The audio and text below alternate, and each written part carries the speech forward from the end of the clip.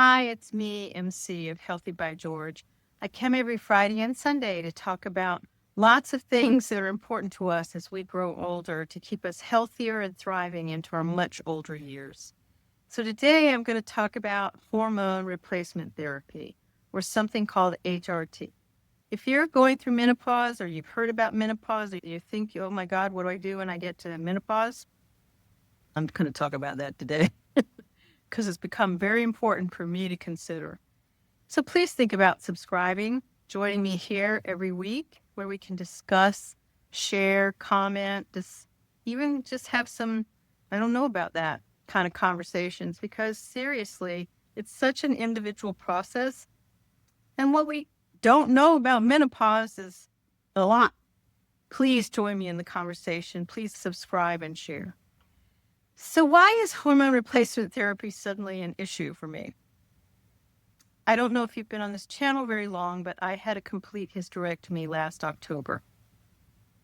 It was a hard decision, but I think because I never went through menopause, I really had to face doing something because no matter what I did, my periods or this bleeding never stopped. I did use a Mirena for 4 or 5 years, and that helped a lot with any kind of bleeding. But once you go through 5 or 6 years of using it, then it's time to remove it. And guess what? Guess what returned? Yes, bleeding. And it's the kind of bleeding that just shows up, which is not a way to live, that unexpected, oh my God, I have to run back to the house or change my clothes or, oh Jesus, I'm on a bus and I got to get off and go home. So yeah, there's no way to live. And we women have to go through enough already. So I just recently went and saw my gynecologist because I wanted to talk about some of the things that have become a little more apparent. It's called sleeplessness, insomnia, some hot flashy feelings, although it's not like a hot flash. I just feel hot, like I can't cool down. And it's mainly at night and also too, just not sleeping very well. Second, I'm losing hair. Oh my God. Gobs of hair coming out. That's no fun. Losing all this hair? Yuck. Then the other thing is pee when having sex. Oh my God. I don't want that either. Plus, when I went to my gynecologist, I've lost some height. I am a little shorter than ever before. When I had my cholesterol, which has never been high, is mildly high or just right at the borderline. So these are things I think that are showing up because now, when I never was in menopause fully before the hysterectomy, I full am in menopause now. This is the time to talk about hormone replacement therapy. Because why is it important? We lose our estrogen producing items. Our ovaries are big producers of estrogen and progesterone, and they function in the dynamic with our pituitary and our adrenals and all the other hormone producing items in our body. And it's gone now. And so I really am in menopause for the first time fully.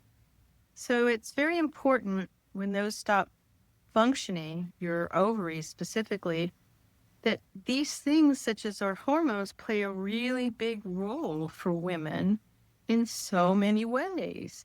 It helps maintain our bones. It helps us with heart health. It helps us with some of the things that come with the menopause, which is those hot flashes. And it is about your disruptive sleep, or your mood might be a little bit erratic, or you're irritable, and any kind of vaginal dryness. Hey, I just don't want that either. I don't want to be uncomfortable if I'm having sex. So I had a very serious conversation with my gynecologist and she agreed. So we are starting. I started literally yesterday on the patch, the estradiol transdermal system. And it's the lowest dose of estrogen.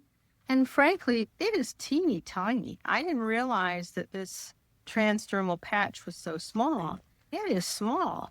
And so I was really pleased to see it, how small it was. And then you wear it for 7 days on your skin, either on your hip area, not near your waist. But look at how teeny tiny this is. That's really small. That's doable. So you put it on your skin, either right on your left hip or your right hip, where you're put it on in the back of your hip, just below your waist, and you wear it for 7 days. So far, I didn't notice anything, although I did sleep pretty well, but maybe that's a little placebo. And then I also am using the estradiol cream, which I'm going to see how that goes. And I'm hopeful that this process of learning my hormone replacement therapy or HRT therapy for me is going to help with my bone health. It's going to help with my cardiovascular health so that I don't continue to have higher cholesterol. That it will help me with what's going on with my either frequent UTIs or having having frequent urination in the middle of the night. We have to do something for us women when we go through menopause that restores our energy, our minds, thinking, and we feel an overall well-being. That it helps us continue to feel like a woman and maintain our sharpness, our figure. I don't want to have one of these big old ballooning bellies because I can't lose the fat around my waist. And I don't want to go through this weird aging where all my hair is thinning. And yes, I'm sure there's going to be some of this. It's not preventable. But I really do want to have something that helps me, even at the lowest dose. And maybe this isn't the right drug right now, but I have to start somewhere. What do you feel about HRT therapy? Yes, it may not be for everyone. And granted, I'm not thrilled that I'm going to try it out, but I don't want to not try it out because, hey, there's a lot of benefits, perhaps. I'm going to go get my bone density checked. I've already had my cholesterol checked. I already saw that I'm a little shorter. I already know that I'm having sleep disturbances, and sometimes my mental clarity is not all there. So I think that the pros outweigh the cons here. So I don't know about you. I'm not a doctor. I'm not a psychologist. I'm merely a health psychologist who believes in educating ourselves because the health literacy that we have about ourselves is low. Do you realize that only 12% of people have good health literacy about their bodies and their health and their well-being? Man, that is not too many people. And I understand why it's challenging. I feel challenged, and I've worked in the medical research field for 30 years. And I still feel like every single day I'm learning more and more about what works for my body. What is going to help me be a healthier, thriving person into my older years? I'm not going to be like other people. I have to be like me. And I hope you want to be like you. That's important, right? Is acknowledging that each one of us are unique and that we have our own journey, our own process. We're a unique combination of cells. I love it. I can't remember who the physicist is, but he talks about how our appearance here as a human being is amazing, that out of all the millions of sperm and cells that could come together and make ourselves as we became a baby and came into this world, the odds were against us in showing up. I love how he talks about that.